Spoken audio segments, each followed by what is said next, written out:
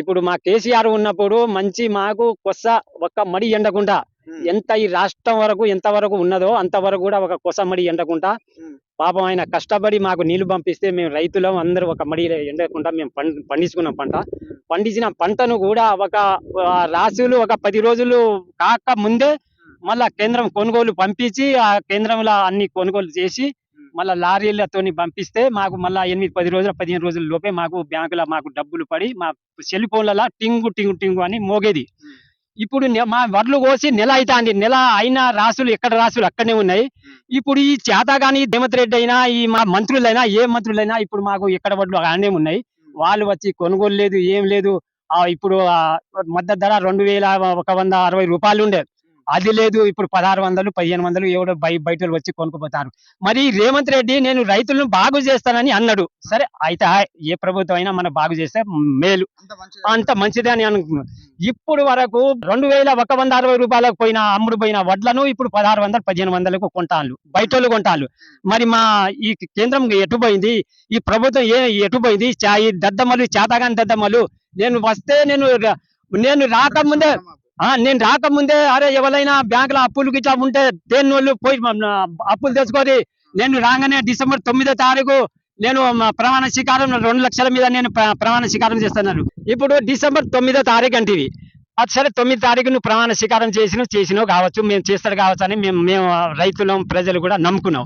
ఇప్పుడు 9వ తారీఖు డిసెంబర్ 9వ తారీఖు పోయింది, జనవరి 9వ తారీఖు పోయింది, ఫిబ్రవరి 9వ తారీఖు పోయింది, మార్చి 9వ తారీఖు పోయింది, ఏప్రిల్ 9వ తారీఖు పోయింది. ఇప్పుడు వచ్చేది మే 9వ తారీఖు కూడా పోయింది. ఈ ఎన్ని నెలల కానుంచి ఎన్ని హామీలు నువ్వు మాకు నెరవేర్చినావు? ఎన్ని హామీలు నెరవేర్చినావు? ఇప్పుడు 5 నెలల నుంచి ఏం చేస్తాను? ఏడ నిద్రపోతున్నావు రెడ్డి? నువ్వు అంటావు కదా అప్పుడప్పుడు ఏదో నేను కత్తెర జేబులో పెట్టుకొని తిరుగుతా, నేను పేగులు మెడకేసుకొని తిరుగుతానా, నేను అట్లా చేస్తానా ఇట్లా చేస్తానా అంటే కత్తెర ఎవరికి ఉంటది? అది సన్నాసులకు ఉంటది.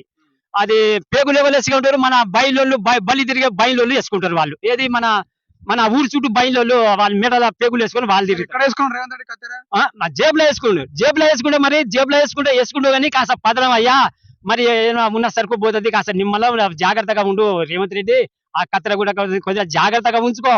ఆ పేగులు కూడా మంచిగా నెత్తులు కారకుండా మంచిగా చూసుకొని అయినా నీకు దండం పెడతా. కానీ నిన్ను అనుకుంటున్నావు కానీ నీకు ఇవి మన ఎంపీ ఎలక్షన్ కాగానే నువ్వు ఇక 3 నెలలకు నువ్వు బయటికి పోయేది మాకు ఖాయమే. కానీ కొద్దిగా ఇంకా 2 నెలలు జాగ్రత్తగా ఉండు నాయన, నీకు దండం పెడతా. నిన్ను మన పొన్నం ప్రభాకర్ ఆయన జామకాయలకి ఇట్లా అమ్ముకురామను మన ఏదైనా దుంపగడ్డలు అయితే పొన్నం ప్రభాకర్ నువ్వు సరే మంత్రి అయితే నీకు కాంగ్రెస్ ప్రభుత్వం వచ్చింది, నీకు ఇచ్చిరు. కానీ మా కాడ కూడా ఉన్నారు ఇక్కడ ముత్రాసేళ్ళు.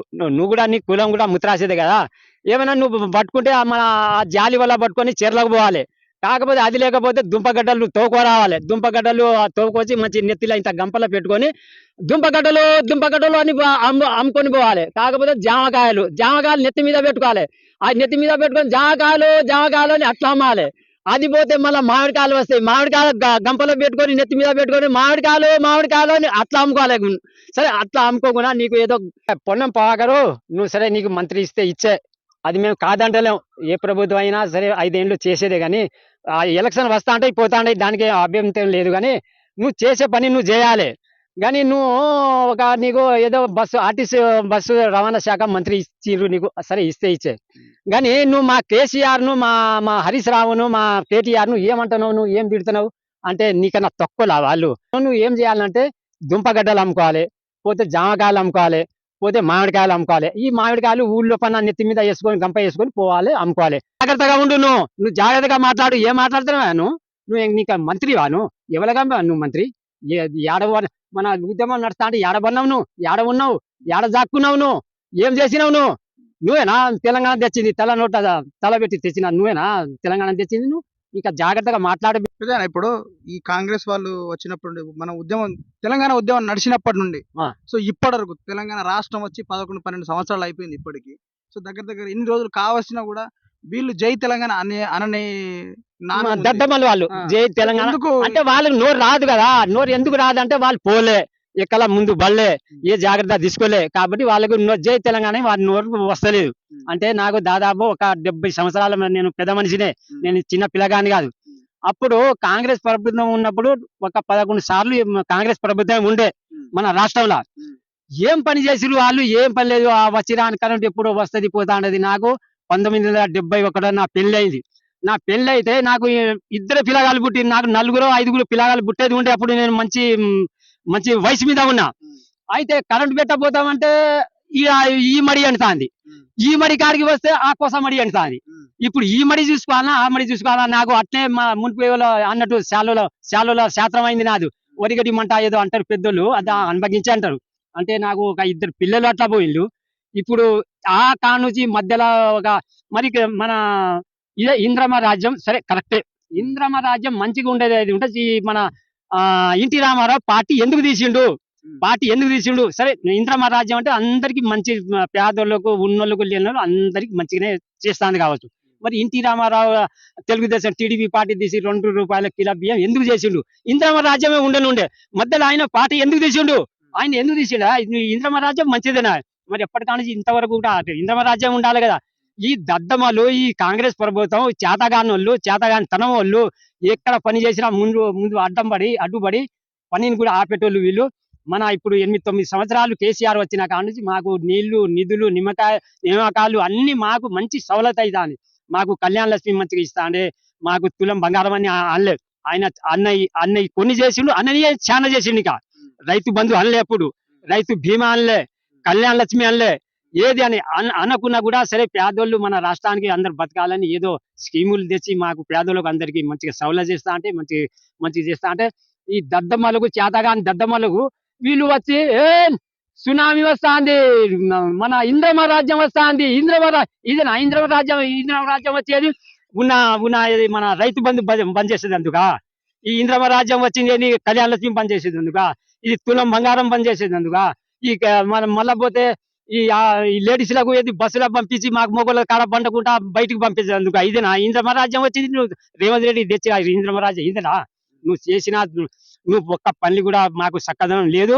నువ్వు మాత్రం ఈ 6 గ్యారంటీలు ఇప్పుడు ఎలక్షన్ వస్తుంది కదా దగ్గర, నువ్వు అనుకున్నావు అంటే ఏదో ఎలక్షన్ కోడ్ పడ్డది కదా, ఎలక్షన్ కోడ్ ముందు ఈ పనులు జరగలేవు అని ఆయన ఏదో బుదిగిరించి ఓట్లు వేయించుకుంటానని అంటున్నావు. కానీ నిన్ను మాత్రం నీ ఎక్కడెక్కడ ఇస్తావో నువ్వు ఎంపీలకు ఆడ మాత్రం ఒక డిపాజిట్ వస్తే అంతా ఒట్టు పెట్టుకున్నా నా సేవ్ కోసుకుంటా. నా పేరు జింతు, గుర్తుంచుకో రేవంత్ రెడ్డి. నువ్వు అనుకుంటున్నావు కావచ్చు, కాకపోతే ఈ 6 గ్యారంటీలు మాకు ఇప్పుడు ఈ ఎలక్షన్ ముందు మాకు అమలు చేయి. మేము అందరం కూడా నీకే ఓట్లు ఇస్తాం. మాకు టిఆర్ఎస్ కాకుండా మేమందరం టిఆర్ఎస్ వాళ్ళు, బీజేపీ వాళ్ళు అందరం కలిసి నీకే ఓటేసి నీ ఎంపీలు 17 మంది ఎంపీలు నిన్నే గెలిపిస్తా. కానీ ఈ 6 గ్యారంటీలు మాత్రం మాకు ఈ ఎలక్షన్ ముందు చెప్పాలి. ఇప్పుడు ఈ రేవంత్ రెడ్డి గారు చాలా మాటలు వస్తున్నాయి, వాళ్ళు వీళ్ళు అనుకుంటా ఉన్నారు. ప్రజలు కూడా దేనికి ఇప్పుడు ఒకవేళ ఎంపీ ఎలక్షన్ గెలిస్తే గన రేవంత్ రెడ్డి గారు బీజేపీకి పోయే అవకాశాలు ఏమైనా ఉన్నాయా? ఆ లోపల ఉన్నది, అది లోపల ఉన్నట్టే ఉన్నది. నాకు కూడా కొద్దిగా అర్థమైతాంది. ఇప్పుడు ఒక 5-6 సీట్లు గెలిస్తే డబ్బున మన మోడీ కాడ పోతానని లోపల అనుకుంటాండు. వాళ్ళ కుమ్మకి అయ్యిళ్ళు బడాభాయ్, ఆయన బడాభాయ్ అట, ఈయన ఛోటా భాయ్ అట. అంటే ఆయన ఎంకులో ఈయన రెడ్డి, ఆయన కాదు, ఆయన ఈయన అన్నదమ్ములు ఎట్లా అవుతారే బడాభాయ్ ఛోటా భాయ్ అంటే? అది అసలు నోరు, ఆయనకు నోరు ఉన్నదని మాట్లాడతాను. ఆ నోరు ఏం జల్లది. ఆ నోరు అసలు దేనికి పనికిరా నోరు. అది నోరు కాదు, అది తాటిమట్ట. రేవంత్ రెడ్డి ఇది తాటిమట్ట. నేనైతే తాటిమట్ట అనుకున్నాను, కానీ అది ఆయన నోరు అయితే అనుకుంటలేను. ఆయన చేసిన దానికి ఆయన ఏ పని చేసింది చక్కగా లేవు. మాకు అన్ని నష్టం అయితే అని మేము రైతులం. ఇప్పుడు చాలా వరకు వరలు ఎండినాయి, మక్కలు ఎండినాయి. పాపం ఎన్నో అప్పో సప్పో తెచ్చుకొని మేము బీదోళ్ళం, మేము రైతులం. అప్పో సప్పో తెచ్చి నాట్లు వేసినాం, అది దున్నించినాం. అది చేసినా కూడా కొన్ని బండి కొన్ని ఎండిపోయినాయి. ఆ పండిన వాటికి కూడా కాంటాలు పెట్టేది ఇప్పుడు దానికి ఆ కాంటాలు అయితే లేవు. కేంద్రాలు నడతలేవు, ఏం నడతలేవు. ఇక రేవంత్ రెడ్డి నేను పెద్ద పోటు గాని, నేను మునగాన్ని వస్తాంది సునామీ, ఇంద్రమ రాజ్యం వచ్చే, అది వచ్చే, ఇది వచ్చే అని బాగా మాట్లాడిండు. ఏమైందా నువ్వు మాట్లాడే హామీలేయి మాకు చూపెట్టరాదు, మాకు జనాలకు చూపెట్టి నువ్వు ఓట్లు అడగరా. కాకపోతే నువ్వు ఇప్పుడు ఏ హామీలు నెరవేర్చలేదు అనుకో, నువ్వు మా గ్రామంలో అడుగు పెడితే మాత్రం నీ కాలు ఇరగొడతావు. అది మాత్రం ఖాయం ఉంచుకోను. ఇప్పుడు రేవంత్ రెడ్డి గారు ఒక సభలో ఏమని చెప్పిండంటే కేసీఆర్ డ్రైవర్లు బట్టలు అన్ని ఇప్పేసి చెర్లపల్లి జైలుకి పంపిస్తారు. ఎట్లా చూస్తారు దీనికి? అయితే ఇప్పుడు చేసి వచ్చిన దానికంటే మేసి వచ్చిన దాన్ని ఇప్పుడు అంటారు కదా పెద్దోళ్ళు, వాళ్ళు అనుభవించి అంటారు. ఏది చేసి వచ్చిన దానికి, చేసి వచ్చిన గాడిది అట, మేసి వచ్చిన గాడిది దన్నిందట. అంటే అది పొద్దునగా ఇదేమో కష్టం చేస్తాంది, అదేమో పొద్దునగా అటు ఇటు తిరిగి వచ్చి ఇది కష్టపడడానికి దన్నింది అన్నట్టు. కష్టపడి తెలంగాణ మన కేసీఆర్ చేస్తే ఈ రేవంత్ రెడ్డి ఎక్కడో చంద్రబాబు కాడ అక్కడ ఏదో ఏదో ఆడ ఉండి ఇవాళ వచ్చి నేను కేసీఆర్ నిన్ను చీర్లపల్లి జైలుకు పంపించి నీకు చిప్పకూడు అంగిలాగు ఉడబ్బికి నీకు చీర్లపల్లి జైల్లో పంపించి నీకు చిప్పకూడు తినిపిస్తానని అంటావు. అంటే నీ అయ్యా జాగిరి అనుకున్నా రేవంత్ రెడ్డి? ఎవరు అనుకున్నావు? కేసీఆర్ అంటే ఏంది? అది ఉక్కు తునుక, లేకపోతే నీ తగిన బోకర్ కాదు, నీ లెక్క ఏదో ఓటుకు నోటు దొంగ కాదు ఆయన. ఆయన చేసిన తప్పులకు నువ్వు అదే నిరూపించి నువ్వు పంపి, మేము కాదంటలేము. ఆయన చేసిన దొంగతనానికి, ఆయన చేసిన ఏమైనా వ్యవహారం మంచిగా లేకపోతే నువ్వు పంపి, మేము కాదంటలే. లేకపోతే నీ లెక్క దొంగతనం చేయలే ఆయన, నీ లెక్క ఓటుకు నోటు దొంగతనం చేయలే. నువ్వు దేనికని పంపిస్తావు? నువ్వు పంపిస్తే నీ సంగతే చూస్తాం. మేము చూస్తాం కదా. ఇదివరకే కవితను పంపించినావు, అది కూడా మా మనసులోనే ఉన్నది. సరే, ఈయనను కూడా పంపి నీ తర్వాత నీ సంగతి ఏందో మేము చూస్తాం. మా బీఆర్ఎస్ తరఫున, మా పార్టీ తరఫున మేము చూసుకుంటాం కదా. నీ సంగతి ఎక్కడో, నువ్వు ఏడ ఉంటావో నీ సంగతే తెలుసుకుంటావు. అది మాత్రం ఖాయం ఉంచుకో. కాంగ్రెస్ ప్రభుత్వం వచ్చినప్పటి నుండి దగ్గర దగ్గర 220 మంది చనిపోయారు. సో ఎట్లా చూసారే పెద్దనా? ఇప్పుడు గతంలో బీఆర్ఎస్ ప్రభుత్వం 10 సంవత్సరాలు పరిపాలించినప్పటికీ ఎవరు ఒక రైతన్న కూడా ఈ చనిపోయి ఒక్క 9-10 సంవత్సరాలు బీఆర్ఎస్ ప్రభుత్వం పరిపాలిస్తే ఒక ఆటో డ్రైవర్ చనిపోలే, ఒక మన స్కూల్లో ఉన్న వాళ్ళు టీచర్లు చనిపోలే, ఎవ్వరు రైతులు చనిపోలే, ఎవరు చనిపోలే. ఈ దద్దమ్మలు ఈ ప్రభుత్వం వచ్చింది ఐదేళ్లనే ఇంతమంది ఒక 400-500 మంది ఆటో డ్రైవర్లు, మన రైతాంగం అది ఇది ఒక 400-500 మంది చనిపోతా అంటే నువ్వు ఏం చేసి ఈ జనాలను చంపుతానని వచ్చినావా, లేకపోతే ఏమైనా వీళ్ళని బాగు పెడతానని వచ్చినావు? నువ్వు దేనికి వచ్చినావు? నువ్వు దేనికి ఏం చేస్తానని పోయి సీఎం కుర్చీలో కూర్చున్నావు రేవంత్ రెడ్డి? నేను నిన్ను గట్టిగా అడుగుతా, నేను నా దగ్గర ఉండు కదా, నిన్ను గట్టిగానే అడుగుతున్నావు కానీ, కాస్త దూరం ఉన్నావు కానీ, నీ చరిత్ర అయిందో నిన్ను మాత్రం నిన్ను కారపోడి పోయింది మాత్రం నేనైతే ఊకోను. మేము మా పార్టీ ఊకోదిగా, మా బీఆర్ఎస్ పార్టీ అంత మాకు ఇసుకు పుడుతుంది. నువ్వు చేసింది ఏంది? అది ఏం పనులు చేసినావు? అంటే మా కేసీఆర్ ను అంగిలాగా ఉడబీకి నువ్వు చీర్లపల్లి జైలుకు పంపిస్తావు. నువ్వేనా ఒక 20 నెలలు ఆకలి ఉపాసం ఉండి నువ్వు సాగు నోట్ల తలబెట్టి తెచ్చిన తెలంగాణను తెచ్చిన దానికి నువ్వు చీర్లపల్లి జైలుకు పంపిస్తావు? ఎప్పుడన్నా రేవంత్ రెడ్డి జై తెలంగాణ అన్నాడు. ఆయన ఎక్కడ జై తెలంగాణ అని మున్పటి నుంచే లేదు. ఆయన ఏదో గాడుపుకి వచ్చినట్టు వచ్చిండు. ఆయన ఉద్యమంలో ఉన్నాడా, లేకపోతే ఉద్యమంలో ఏమైనా పని చేసిండా, కాకపోతే ఏమైనా కార్యకర్తలతో పని చేసిండా, కాకపోతే ఏమైనా లాఠీ దెబ్బలు తిన్నాడా, ఏమైనా జైలుకు పోయిందా, ఏమైనా ఆయన ఉన్న ఉద్యమంలో ఏమైనా సస్పెండ్ రాజీనామా చేసి వచ్చిండా?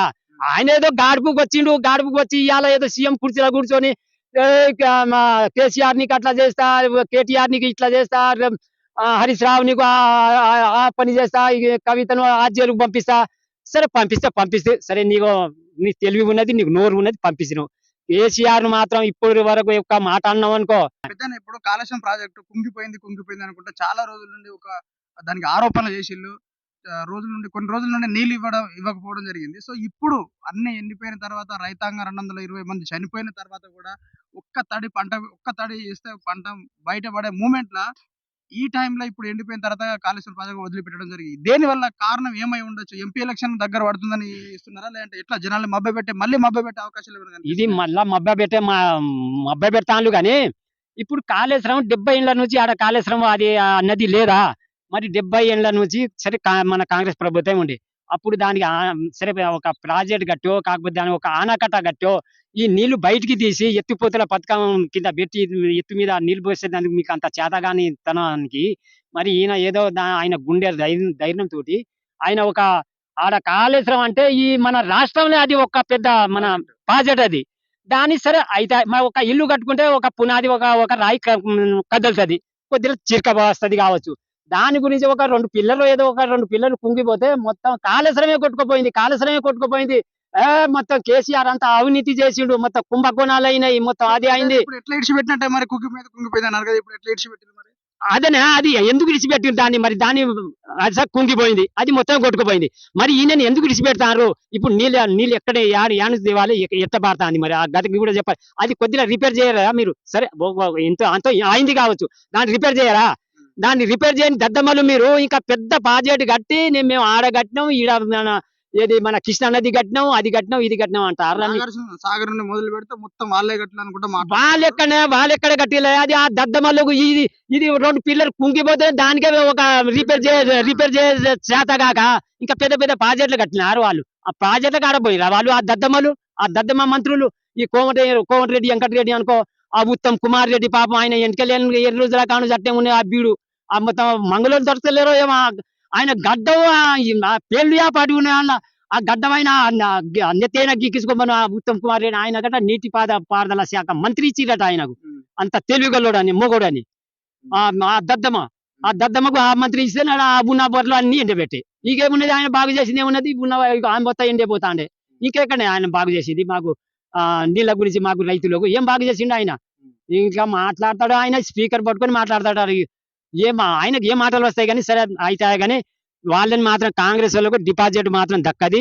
డిపాజిట్ రాకుండా మేము చేస్తాం. ఇప్పుడు ఎంపీ ఎలక్షన్ వస్తానికి కదా, ఇంకా నెల 10 రోజులు ఉండదు. ప్రధానంగా 3 పార్టీలు చూసుకుంటే ఏ పార్టీ మొగ్గు చూపబోతుంది తెలంగాణ రాష్ట్రంలో? ఇప్పుడు తెలంగాణ కాంగ్రెస్ పార్టీ వచ్చి ఒక 5 నెలలు అవుతుంది. సో జనాల్లో మళ్ళీ మార్పు అనేది వచ్చిందా పెద్దనా? ఇప్పుడు మాకు ఇప్పుడు 5 నెలలు అవుతుంది కానీ మాకు 2 నెలలనే మార్పు వచ్చింది. ఇప్పుడు 5 నెలలు నడుస్తుంది. మాకు జనాలకు, మాకు రైతులకు, మాకు జనాలకు 2 నెలలనే మాకు మార్పు వచ్చింది. తిరగబడు కాదు, వాళ్ళను ఈ దొంగ హామీలు, ఈ దొంగ మాటలు మాట్లాడి, ఈ దొంగలు వాళ్ళు వెనకటి నుంచే ఉన్నోళ్ళే, వాళ్ళ కొత్తలు గారు. మన ఇంద్రమ రాజ్యం ఉన్నప్పుడు కానుంచే వాని భూమి గుంజి వీనికి, వీని గుంజి భూమి కొని, ఆ మాది కొని, మా చెట్లు కొట్ట, ఈ చెట్లు కొట్ట, ఆ ఇంద్రమ రాజ్యం అట్లాంటి రాజ్యం నాకు తెలుసు. కానీ ఈ దొంగ హామీలు, ఈ దొంగ మాటలు ఏదో ఇక జనాలు నమ్మి ఓట్లేసిరు, గెలిచిర్రు. సరే గెలిచే కానీ మాకు మేము చేసే పనులు చక్కగా చేయాలన్నా వద్దా? గది ఏం చేసిరు మరి వీళ్ళు. ఇప్పుడు 2 నెలలు మిమ్ములా మాత్రం ఇప్పుడు 5 నెలలు అవుతాంది. 5 నెలల ఇప్పుడు ఇంకో నెల వరకు ఓట్లు పడతాయి. మాకు జనాలు మళ్ళా మేము మార్పు కోరుకుంటున్నాం. మళ్ళా టిఆర్ఎస్ ప్రభుత్వం మేము ఒక 8-10 సీట్లు మేము ఎంపీ సీట్లు మేము గెలిపించుకొని మీకు మాత్రం మీకు డిపాజిట్లు రాకుండా, ఈ కడియం కావ్యకు మాత్రం ఇక్కడ డిపాజిట్ కూడా రాదే. మన ఈ బైల కావ్యకు ఇప్పుడు టికెట్ ఇస్తే నువ్వు ఆయన ఎన్నుకోడు పొడిచి నువ్వు పోయి కాంగ్రెస్ పోకపోయి ఉంటే ఇక్కడ పోకపోయి ఉండేది అయితే ఉంటే మేము శ్రద్ధ అన్నం తినకున్నా, నిద్ర పోకున్నా కూడా ఆమెను మేము గెలిపించుకొని మంచిగా అరిచేతన ఎత్తుకుంటాం. కానీ ఇప్పుడు మోసం చేసినందుకు ఆయనకు ఒక్క ఓటు కూడా పడది. ఓటు మేము ఆయన గెలిపియం. ఆయన ఎవరో ఇప్పుడు మొన్న ఇచ్చిరట సుదర్శన్, ఆయన మాత్రం భారీ మెజార్టీతోనే మేము గెలిపించుకుంటాం. ఎంపీ సీటు ఆయనకు మేము గెలిపించుకుంటాం. కడియం శ్రీహరి ఎందుకు పోయిందంటావా? ఇప్పుడు ఈ రేవంత్ రెడ్డి కూడా అంత ముందు ఉద్యమంలో లేడు, టిఆర్ఎస్ పార్టీలో లేడు, ఎక్కడ లేడు. ఆయన ఎక్కడ తెలుగుదేశంలో ఉండే, చంద్రబాబు కాడ ఉండే. అయితే ఇప్పుడు మన తెలంగాణ రాష్ట్రం వచ్చింది కదా, తెలంగాణ రాష్ట్రం వస్తే ఇక ఈయన ఏం చేసిండంటే, ఇప్పుడు ఈయన రానియలే, మన కేసీఆర్ దగ్గర రానియకపోతే ఏదో మన రాహుల్ గాంధీను సోనియా గాంధీ కాలు మొక్కి అందులో పోతే సరే వస్తే వచ్చిందని వాళ్ళు కూడా దగ్గర తీసుకుంటే ఇప్పుడు ఈయన ఏం చేస్తానంటే, ఇప్పుడు ఎంపీ ఎలక్షన్ కాగానే ఇప్పుడు ఈ ఒక నెలకు ఒక 20-30 మందిని దగ్గర చేసుకొని ఈయనని ఏం చేస్తానంటే, ఇప్పుడు మన జానారెడ్డి అనుకో, జగ్గారెడ్డి అనుకో, మన ఉత్తమ్ కుమార్ రెడ్డి అనుకో, మన వెంకటరెడ్డి, రాజగోపాల్ రెడ్డి అనుకో, వాళ్ళు మంచిగా కాస్త కత్తెర పెట్టి కింద ఏదో కట్ చేస్తా అంటే అరే ఇక నాకు ఎట్లా కుల కొడతారని అనుకొని వీళ్ళని దగ్గర చేసుకొని మహిళంగా బడే భాయ్ దగ్గర పోతానని, బడే భాయ్ చోటే భాయ్ అని మన ఏది మోడీతోని కుమ్మగైతాండు.